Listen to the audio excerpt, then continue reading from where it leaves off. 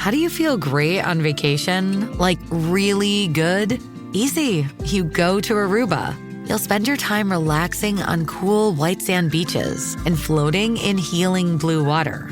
You'll immerse yourself in natural wonder and find your center on an island where things move at your speed. You won't just feel great, you'll feel relaxed, renewed, and ready for life. That's the Aruba effect. Plan your trip at aruba.com. Make this new school year an opportunity for your kids to learn important life skills with Greenlight. Greenlight is a debit card and money app for families where kids learn how to save, invest, and spend wisely, while parents keep an eye on kids' money habits. Greenlight also helps families get into their fall routine with a chores feature that lets parents assign chores and pay kids allowance when they check them off. Get your first month free at greenlight.com/Spotify. Greenlight.com/Spotify. Hey guys, welcome to this week's podcast episode. And for the audience, I've got a fantastic guest for you today, Asara. And she is an entrepreneur and she focuses on helping females consciously age. So we're going to talk about what female empowerment, vibrant living, emotional, mental well-being, boundaries. And she has created a 90-day whole body wellness reset. And I'm really excited to have her on. She's also an entrepreneur and we had a great discussion. So, Sarah, welcome. Thank you, Chris. It's a pleasure to be here. Yeah. So I know, very briefly, just describe what you do and how the audience can anticipate what you have to offer today. So what I do is that I help women get excited about aging. That's what I do, right?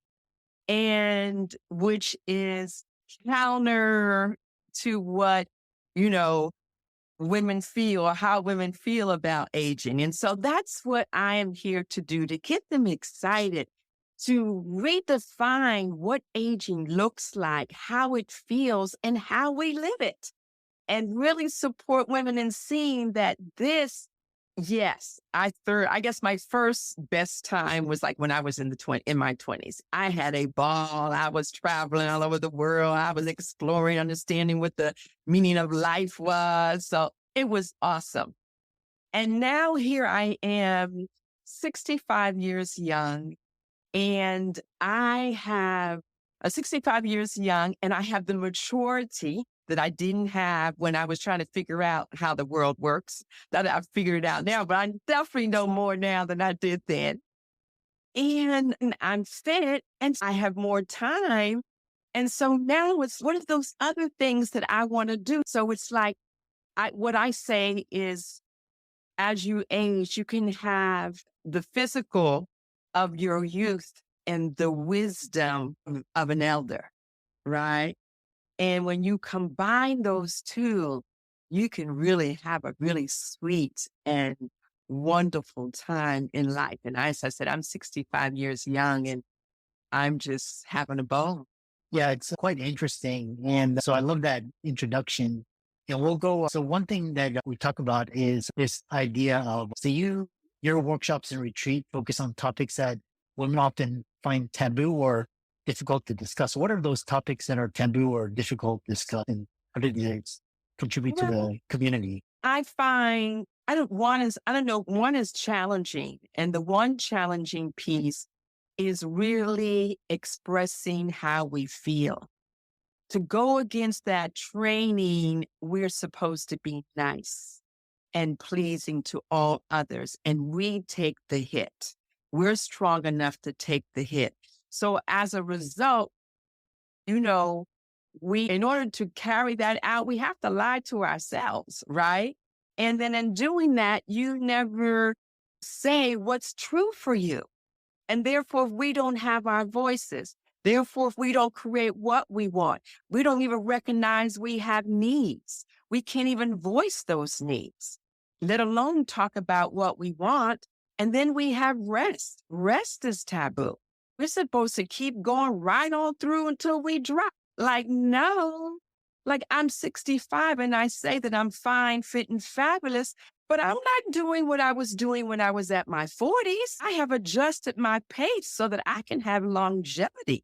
And that's the piece. I'm really supporting women. What would it look like to live to be 100 plus and be fit and fabulous and be healthy until it's time for your spirit to leave your body? Yeah. So said, and so what, that kind of clarified it. So for the, we alluded to earlier, a lot of the audience listening are female entrepreneurs, executives, doctor, lawyers. What are some common aging fears that women in your community face, and how do you help them overcome these fears? The first is the changes that happens in our bodies, right? You can't prepare another woman to be pregnant. You can talk about it all the time, forever, but until she goes like, how do you describe being pregnant or giving birth, right? And it's the same thing as our body, our hormones are changing and our life is changing, right? And it's both physical and mental. And we live in a society that really honors youth. But in reality, then youth is getting younger and younger, older and older, earlier, like 30s, people thinking they're old at 30s. So that means that we have a longer time to be older. So we're going to spend that time in dread and decline about what's happening with us. So no. So partly is the mindset that is triggering. Like we think we have to suffer with something. Like the idea of being healthy all the way through 70 or 80, 85. We have a woman who's in her 80s and she's an international champion for deadlift. And she had a hip replacement just earlier this year. And she's in her 70s. I have another woman that I know, she was doing the whole physical thing, like when you show off your body, I don't know what it's called. She's in her 70s. She just retired. So it's like, I still have things that I want to do. I want to learn how to play the piano. I want to act in a play. So, yeah. So in terms of the challenges, it's like our mindset. We're in a society that doesn't really honor the journey of aging. And we have a preconceived idea of what it looks like. And I'm gathering those women who are adventuresome, that know that, okay, they're not done. There's still things to explore, people to meet. And yes, we want to get our bodies and our health together, and we want to do it in community. Those are the women that I'm gathering for us to create a nation in a shift so that we don't have the younger women behind us so fearful about aging. And we get to have fun while we're teaching. Did I answer your question, Chris? I feel like my answers are really long. Yeah, I really love that. And I think the audience is really going to take that. So moving forward, I love this idea how you've established the groundworks for healthy aging. You created the Juicy to 100 Nation. What is that? What are key principles? And talk about that. Oh, yes. That I'm so excited about, Chris. Yes. It's been coming for a moment. We will be having our quote official launch in probably about 30 days.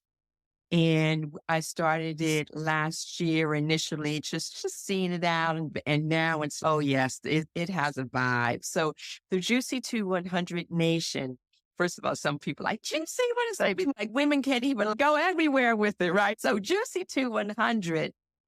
First, so let me just say the name. It means a woman who is alive or who aspires to be alive or more alive, be healthy and vital, and wanting to take the wellness journey all the way through 100 and to do it in community. That's what the juice is. You got juice unto 100, and it's vital and it's not, and you learn how to build the juice in your life, in your body. You know, what keeps you running and fueled and nourished.